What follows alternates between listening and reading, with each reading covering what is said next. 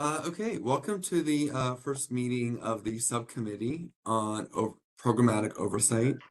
And the goal of this subcommittee is to focus on building out a policy for who the program reports to and who is overseeing the program and who's holding the program accountable. And so that is why you all voted to create this subcommittee. I'm going to be here as a facilitator and also as a subject matter expert, but it's really your subcommittee and you all get to like make choices about, when you're meeting, how you're meeting, how often, and like certainly about the policies. And if you want me to like research data or anything like that, this is really your subcommittee. I'm just here to support you. So Awesome. Oh, sorry. I'm also in between transportation right now, so apologies about that. But oh, what did you say? sorry, I'm in between. I'm in transit right now, in between two places. So sorry about that as well. Okay, no worries. Are you able to look at, because you're not in front of a computer, are you able to like look at the email I sent with the information? Yes, I can bring that up on my phone. That Okay, works well. let's open the agenda, and we'll just dive right in. And so I'm gonna just record that you both are here. Great. And I'm really sorry to ask this. Luang, how do you pronounce your name? My name is pronounced Lung, like your lungs. Okay, thank you. Lung. I Yeah. will remember that. Okay, so I think we'll start with the policy overview and discussion. And again, this is your subcommittee, so feel free to like maneuver things around the agenda. But we'll spend some time defining the scope of the subcommittee, discussing the core values and parameters. This shouldn't take too long, but it's still here. Then we'll talk about the policy options, and then we'll discuss the potential options for action. And then we'll spend a little bit of time on the organizing future meetings, and so that's establishing the recurring schedule, organizing the following meetings agenda, and requests for research too. So those are the items that we'll be discussing today. Any questions or thoughts on the agenda? Not on my end. No questions. Not Okay. on my end either. Okay. And if someone has to drop off early, like give us a 5-minute head start because I really have to get everyone. We have to like talk about recurring strategy. In fact, let's do it now. Can we talk about recurring schedule? I have pretty wide availability as long as it doesn't conflict with another committee meeting or another meeting I have here. I'm happy to like accommodate for you all. The one request I have is it's a little easier on me if we're not doing it the same week as a full committee meeting. And so like the next full committee meeting will be on the 27th on Monday, and then we'll do on Friday the 14th. So like really thinking about February, the first week of February, I think that's February 1st. So looking at there, what time works for you all? In February. In February? Yeah, so looking at the week of February 3rd, I'm actually on the flight from February 3rd, but February 3rd through February 7th, that's the week we're looking at here. I think this time on Tuesday is great. And then Monday 5:30 to 6:30 is also great. And then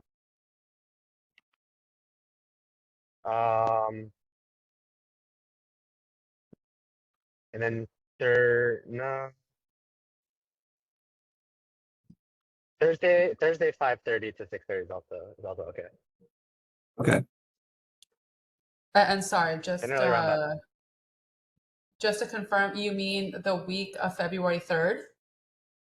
Yeah, so we're looking at February 3rd, but also whatever we establish you know, would hopefully also carry through for the week of like February 17th as well, because Got these it. subcommittees meet twice a month. Okay.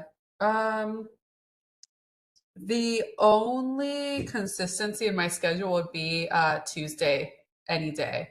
Other than that, no, as I mentioned before, I would need to know 3 weeks in advance, and the week of the 9th just so happens to be outside of that, so I would be able to give you something more concrete. So I'm free anytime on Tuesday.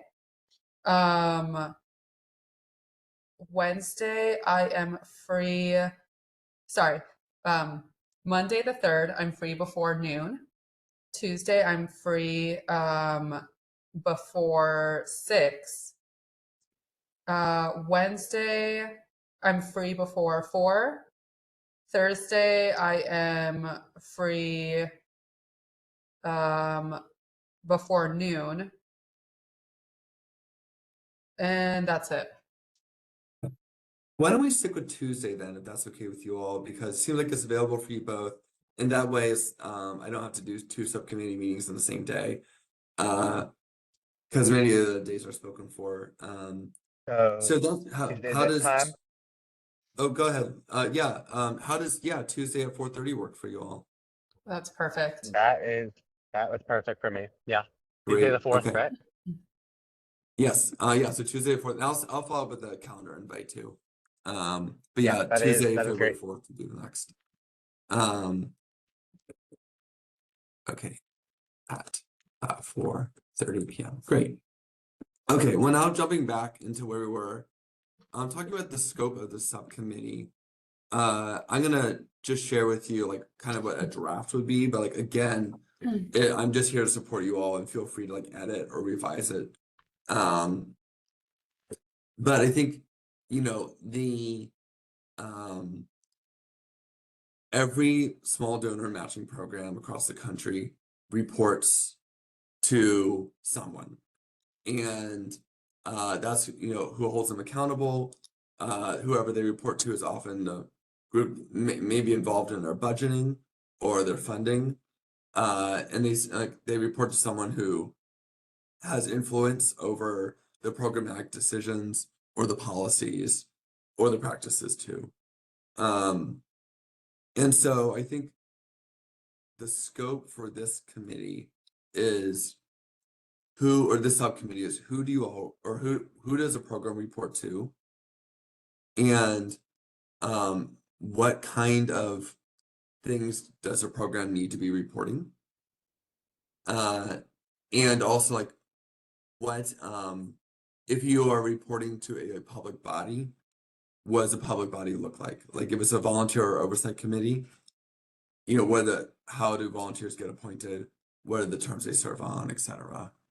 So essentially, it's who does a program report on? What powers do they have, and what does the program report to? But that's my draft. So what do you all think about the scope?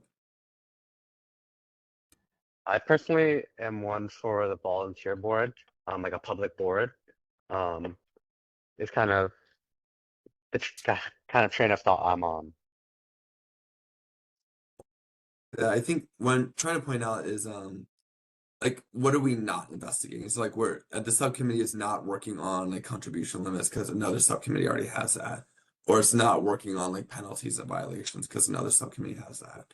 So we will definitely have time to talk about what you just brought up, Long. So my question for right now is like, what are things what are we talking about if we're not talking about these other items? What's the subcommittee's focus going to be on? So I agree with the scope. I'm fine with tackling that within the subcommittee. Yeah, and in regard to what we'll be reporting and who we're going to report to, I do agree with Lone about reporting to a public body. Okay. Long, what are your thoughts on the scope too? Did we have data? I know we had data about like past programs I might not be on the right doc, actually. Is it on the other agenda Yeah, and we'll get or into other the document? data on the other programs too. I think the question is like, how do you feel about our focus being focused on like what oversight body we report to and what and what's involved in that? Is that okay for the focus of the subcommittee? Yes, I think so, 100%. Okay. I think so, yeah. Okay. And then like discussing the core values and parameters. So, a lot of programs across the country, their core values are like accountability, transparency, and accessibility to the public. And so that is why they often go with volunteer oversight committees, because those are public bodies. And so I think for me, and I'm not a member here, but just like teeing up the conversation, for me, my values are around accessibility and transparency, and engagement, allowing the public to engage in these decisions too. And I think one other important value is like independence too. And we'll talk about independence a little bit later, but oftentimes these programs are undermined or attempted to be undermined by elected officials who think that they can succeed without the programs. And so there is a long history, unfortunately, of like public officials leaning in and trying to undermine the programs. It's like that's why independence is one of my values, and making sure the program can operate successfully, on its own too. But that's just my draft. And again, like I'm supporting you. I'm just teeing up what the conversation looks like. Can you all share a little bit more about your values for these Me, for this if topic? it's okay if I can start, I think mine are kind of similar to yours. Accountability is one that I think is really, really great. Ensuring that like individuals and organizations are held responsible for their actions, making sure that they, take responsibility for that. That accountability is really, really big. And like you also said, transparency is another big one of mine. Open communication, and making sure all information is accessible to stakeholders and the public and all of that. I'd also just say integrity, because upholding honesty, fairness in all proceedings, I think is very important. Preventing conflicts of interest and bias. So I think that's Great. probably my big three. If I had to name three, how many are we As looking many as you for want. on this? As many resonate with you. Okay. I think we can just start with those three, because those are the biggest three that I can think of. So I don't know if that's like enough. If I spoke enough about those, but Yeah, I think that was helpful to share. What about you, Roxy? I agree with Lone. I like the accountability part and definitely integrity. I think that's something that organizations and also individuals need to have. For me, the main one is accessibility. Obviously, we want to make this as accessible as possible, so that people feel like it's something that they can participate in. Also, just the fiscal transparency of it all. So people want to know, like, where is the money going? I think that's, one of the top questions. Yeah, great. Okay. So what I'm hearing from you all is accountability, transparency, and particularly fiscal transparency, open communication, and making sure the public has access to not only the conversations, but also like the information we're working with. And then integrity. Did I get that right, or is anything else you all want to add or edit? if I can also just interject really quickly, one that I thought of that was like could be pretty big is like being objective. As Mm, obviously we are humans and like we are prone to putting bias into our decisions, but we want to make sure that people understand that we are trying our best to make decisions based on evidence, data, and an established like criteria, rubric, rather than a personal opinion or anything that mm, would benefit us. I want to make sure that that's very clear, and that we don't have any like personal stake in this. great. Personal interest. I'm taking that down. Well said. I don't know if that was already, Um, I don't know if that was already implied or not, with the committee, but Oh, I wrote it down. Okay. Any other thoughts about like what values we're carrying into this? I think everything we have is pretty good Okay, at this moment. great. Um, and before we move on, I wanted to say like we're gonna dive into the policies in a second. But I wanted to mention that like I think you know, as this is a public meeting, if you all vote, we have to have a clear process for that. So I have to like say your names and then you all have to vote. So just like a reminder, like if you are making decisions, we do have a process for that too. Okay. So okay, let's talk about the policy options. So if you want to look at the document I sent over, this is your fact sheet, and this is just the first version of it. You know, it's something I can keep adding on to. And as we talk about this conversation, I'm gonna try to take notes. And you know, just like put questions in there, comments in there that I can like circle back on. As we talk about this, you're absolutely welcome to like say we'd love to research this more. Or, this is something I'd like to talk about a little bit more too. Or you know, I don't agree with this. So yeah, if you want to open the oversight fact sheet, we have the key questions, which are kind of what we talked about in scope. Who should the program report to? Would it be an independent volunteer commission, a county division, like one of the offices in Multnomah County, or something else? If it is an independent commission, what powers will it have? How are members appointed, for how long, and when does it meet? What does the program report to the commission?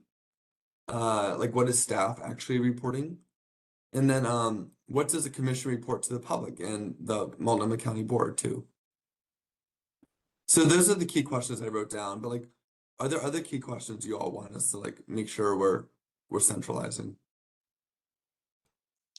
Okay. For me at the moment, nothing comes up. I'm sure that as we go through the list, I'll have something else to add. Okay, cool. Is it possible to have sort of like a little bit like a best of both worlds? So like reporting both to an independent commission and a county division? Or is it just like Yeah, it's one or the other? yeah, we could talk about that later on. Yeah, that's the Portland Cities program does a version of that. So that's pretty common. Well, so the next section was the benefits of an independent commission, and I just outlined what that would look like. Like, what are the, you know, what are the advantages that that would have for the program? And I go into detail. I'm not going to read it verbatim again because you all have it in front of you. But independent commissions allow programs to be run without bias. If programs are answering to elected officials, the elected officials have a self-interest in how the programs look. And sometimes those elected officials can try to steer the program in a way to benefit them personally. And so whether it's the policies or whether it's like decisions like around penalties or practices, the you know, elected officials, if they have direct control of the committee or of the program, can oftentimes like try to slant it to their benefit.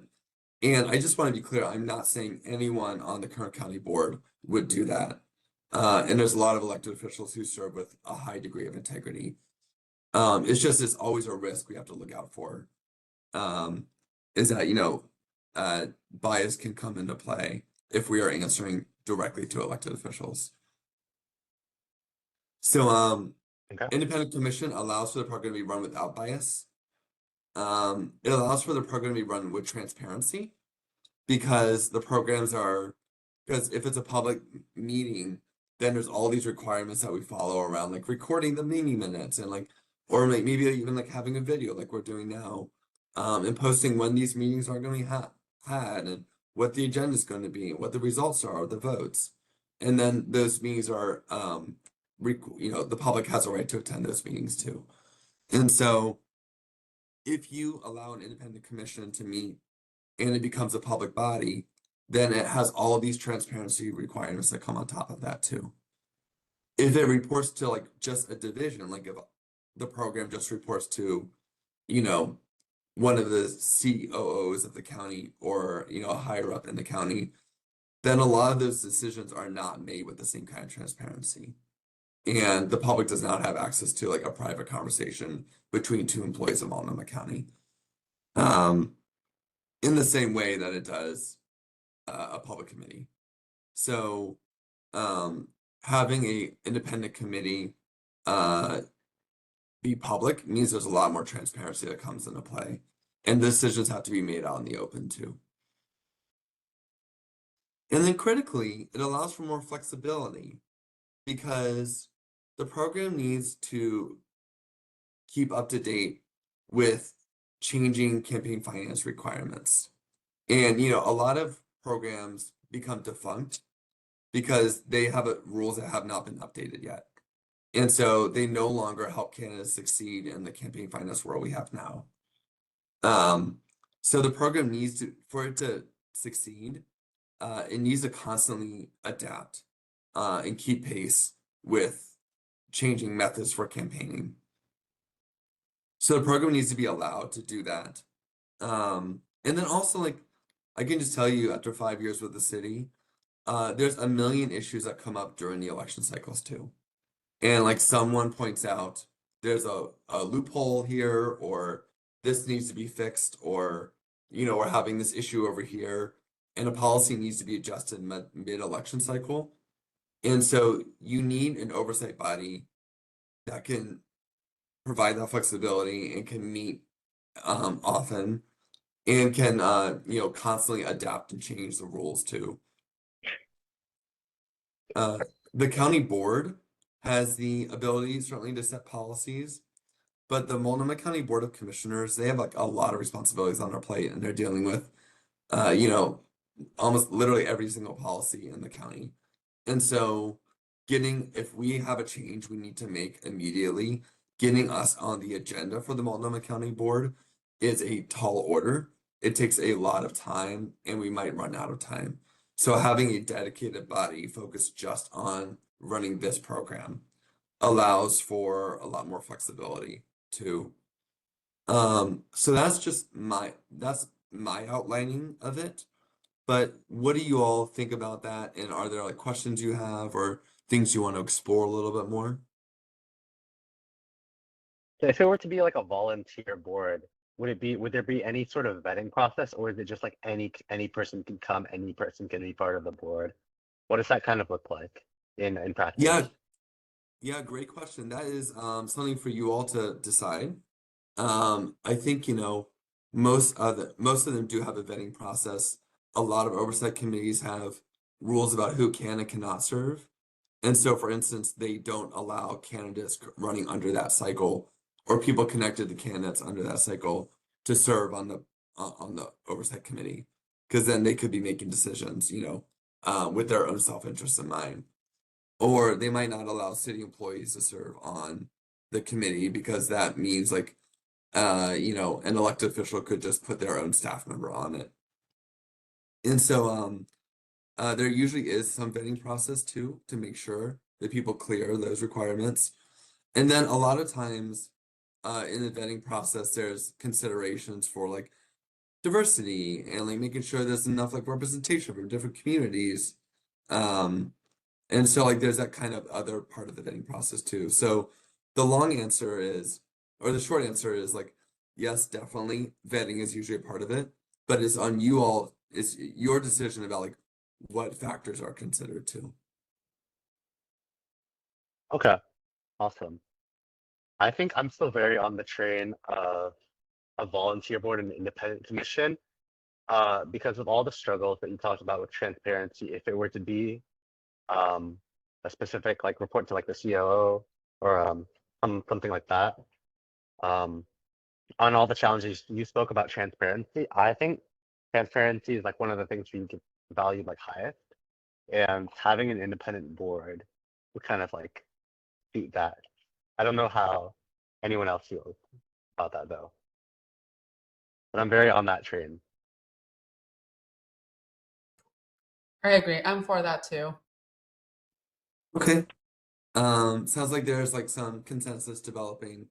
We don't have to make a recommendation yet. We still have like lots of time to put this together. Well, not lots of time, but we have like more time to put this together. And there's like a lot of like nuances and intricacies to it.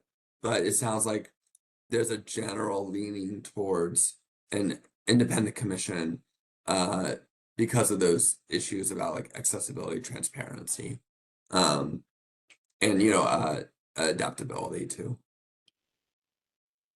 What other thoughts do people have 100%. about independent? Sorry, go ahead, Lon. Oh no, I was just agreeing with you. Okay. I'm gonna present some more information to you all, and like so there's still like lots of time to talk about this and like share our perspectives and our thoughts on this. But I'm just gonna give you all a little bit more info too. So I have a chart here about how other localities work, and like 20 of the 1, 2, 3, 4, 5, 6, 7, 8, 9, 10, 11, like 20 of the 31 programs on here answer to independent commissions. And so that's very common. That's the most common by far. And they range from and actually they range from states to cities. The US presidential public financing program it has independent commission too. Portland has one. The reason I have quasi there is that the Portland one was just given independence in this last election cycle. So it still has to be fleshed out a little bit more about what that means.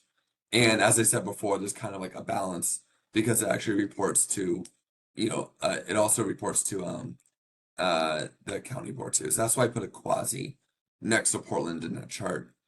But almost all of them, or many of them, I should say, do report to independent commissions.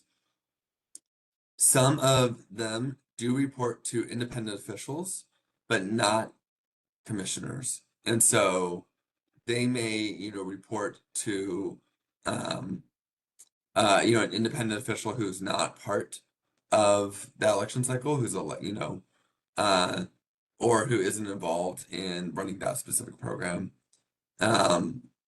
Or they might report to like a state elections board, even if they're just for like a locality, like a county or city. And then some of them sit directly under elected officials. Denver has an elected auditor, and so or a clerk essentially. So the Denver clerk is the one who oversees our program. And sometimes those people are carved out of the program. So like an elected official may oversee the program, but they can't run under it anyway. So like there's a little bit less risk of bias there. So yeah, just to sum up, almost all the localities use independent commissions. Some use independent officials, but it's not a commission. And then some sit under elected officials. What is this bringing up for you all? Like, what thoughts is this bringing up? And it's okay if it doesn't bring up anything. Still thinking about it. What are your thoughts, Roxanne? Yeah, I agree. I'm really for having the independent commission. I do agree with the fact that it will help in terms of reducing any biases that there may be. And like Lone mentioned, I would also prefer if there was a vetting process in place for that. Yeah, okay. I'm really interested about the Denver and the independent commissioner. Could you explain a little bit more about like that system? I had to do a deeper dive on it. I could follow up with more info. But it is an elected clerk, and the clerk is the one who oversees the program. And so I have to look into whether or not the clerk can qualify for that program, though. But the clerk does run for office. And so the clerk is at least acquainted with the idea of running for office and what that entails. Although it comes with downsides as well, too. I mean, the clerk has, to think about their own public profile. And so I think that, but I can like look into that more and like circle back with you all in the next meeting about Denver if you'd like me to. Okay. Okay, Yes, please. Thank you. sure. Yeah, I mean, let me make a note of that. it looks like a lot of people, or a lot of other cities and programs are following the train of independent commission.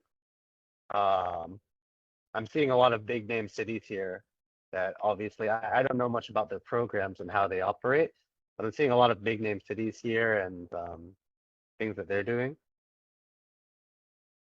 Yeah. So the only thing I'm seeing as the independent officials would be like Boulder, in Massachusetts, and oh, I guess Florida too. Just looking at this, I think if we could explore a little bit more about independent commissions and see why so many cities and places are taking under this sort of style, I think that would be a great thing to research, in my personal opinion. Yeah, okay. So like, why do so many prefer independent? Let's see. I am noticing Because I too think that this list of the localities, that many of them do have large populations too. Yeah, larger localities for sure. how, I how does think Portland, the population of Portland, oh, sorry. Oh no, go ahead. Sorry. How does the population of Portland compare to these other cities? Are we like relatively the same, or are we very small? Yeah, I could great probably great do some question. Google. Excellent question. And so I can tell you, because I was just doing this for another subcommittee too. There's a wide range, like Boulder and Baltimore, are a little smaller. And certainly New York and Los Angeles are much bigger.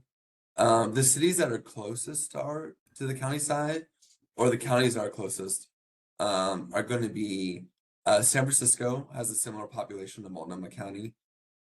Seattle is not that far off. Washington, D.C. is closer too. And then let's see, I just made this list up. So I was trying to remember what else was on there. And Denver is around the same size as well. Berkeley is much smaller, as as we said, Boulder is too, and so is Santa Fe. I So we have pulled a up, wide. I pulled up LA County. That's almost 10 million, whereas Multnomah is 800,000. Yeah, isn't that wild? Yeah, that is really it looks like you just named two really big like West Coast, in my eyes, two really big West Coast cities. Um, that like I think Seattle shares a lot of the same characteristics and culture of Portland and Multnomah County. And if a lot of other cities of a similar population size are like kind of adopting on this style, I don't see why we couldn't explore this a little bit more. I mean, there's got to be something that makes it work in those cities or in those counties, I guess, for them to Yeah, find it successful. I also, totally. one last thing too, or I can just keep geeking out about the demographics here, and also the geography. But I noticed too that it looks like majority of these are coastal. Yeah, I think that is Yeah. more happenstance because a lot of these are, past and progressive states, to be honest. And so those do tend to be on the East and West Coast. But yeah, you're right. There are a lot of coastal representation here. Yeah, and I think the thing that stands out to me is that these are clearly tested. Like it's clearly a tested, proven approach to use independent commissions. We're not inventing anything out of the blue here. And so we know it's a process that works. And then the other thing to mention is that in 2024, in the last election this November, Portland voters overwhelmingly voted to make the city's small donor elections commission independent. And obviously it's a little different. That's the city vote versus the county, and their program's gonna look different than ours.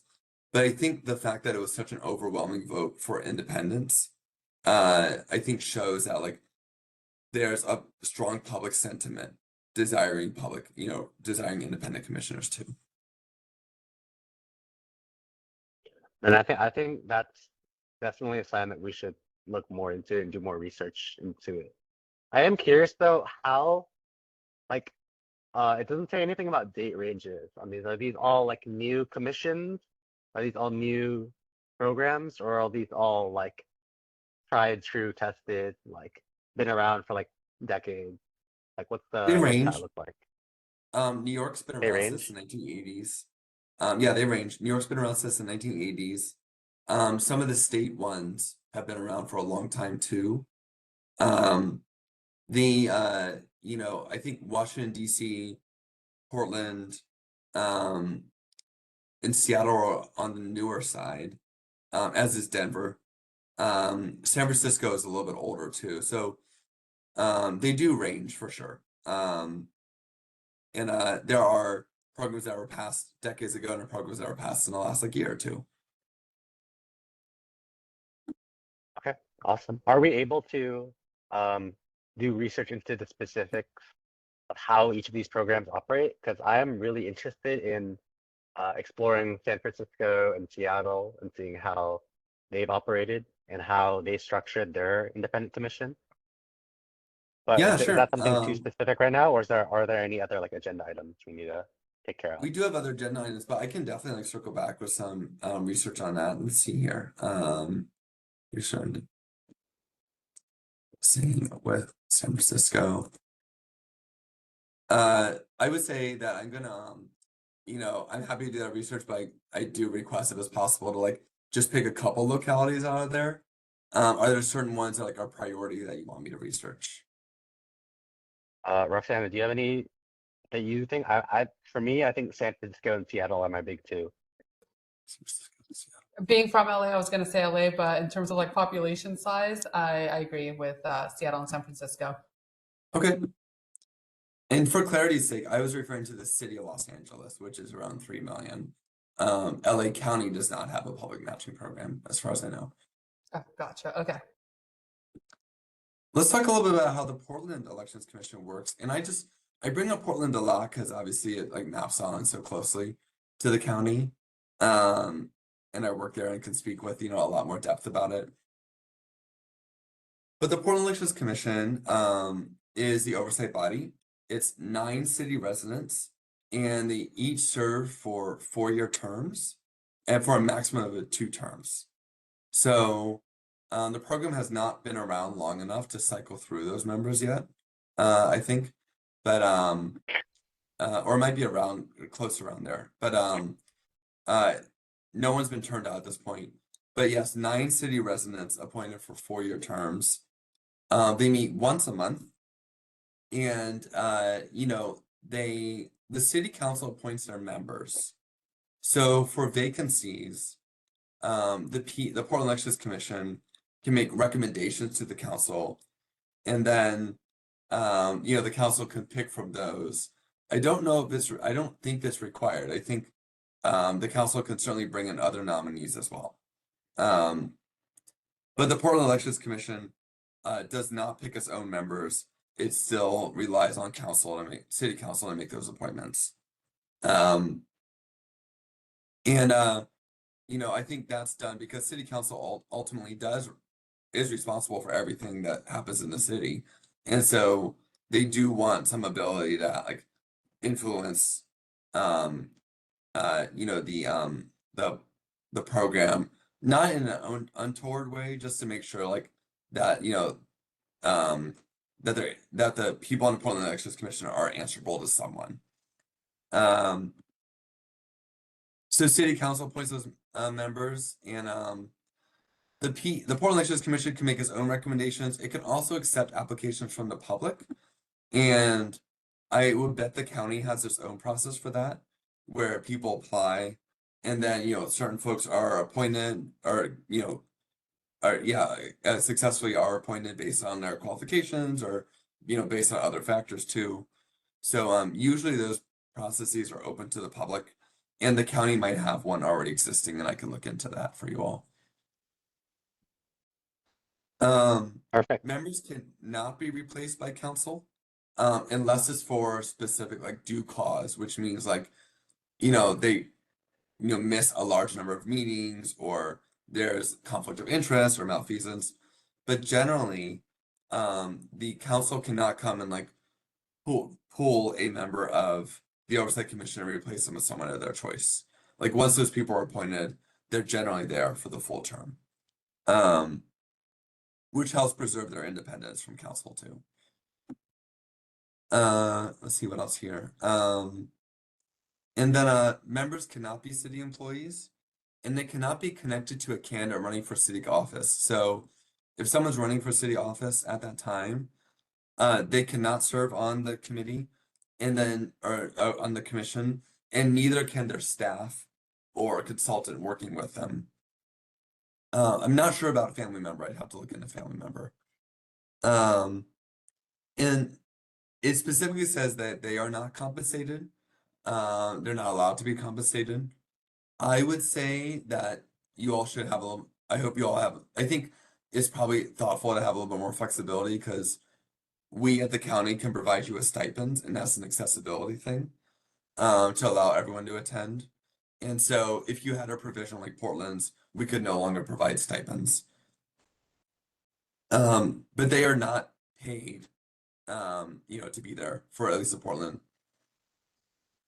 And then the final thing I'll say about this, what's critical to understand is that the Portland Elections Commission has administrative rulemaking authority. And what that means is, typically for government bodies, the council has the ability to set policy and they pass laws. City council passes laws all the time. But the some of the committees have administrative rulemaking abilities, and they can craft their own rules too. And they usually split these responsibilities. So for instance, city council can decide how many members are on the oversight commission, but the oversight commission can decide, things like what are the rules around timelines or contribution limits. So there's some division of powers there, and that way not all the power is not all concentrated with the city council, which might have a bias. It's not all concentrated with the oversight commission, which is not elected. And so usually they have some kind of like division of responsibilities. But if you have that division of responsibilities, it allows for the Oversight Commission to make those decisions that we talked about before, which need to be made quickly and can like update the program regularly too. So that's what administrative powers means. And you all can decide on a recommendation for like what kind of administrative powers it has or if it has any at all.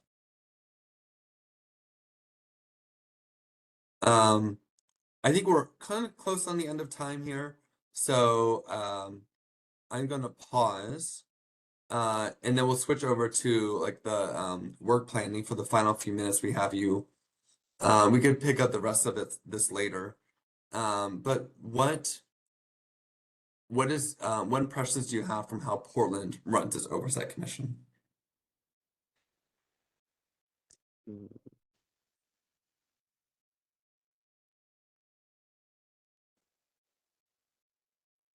Well, I'm just looking at something really quick. Mm-hmm.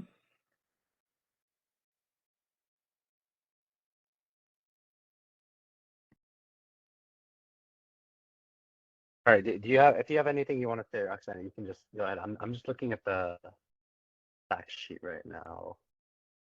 Yeah, I'm also going through it myself.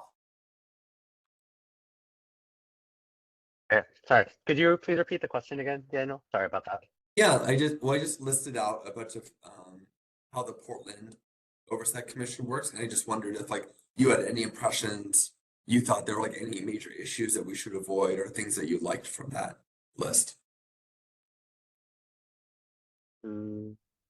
I personally think I'd have to look a little bit deeper into if we could get a document with those or some sort of like link to look at that. I would probably personally want to do some more research before making a decision like that. But right, Sure, right you off the all- top of my head, I don't have anything right now. Yeah, no Sorry worries. about And that. you all don't have to make any decisions now. I'm just like kind of more asking for impressions. But I will say, if you scroll down on the fact sheet a little,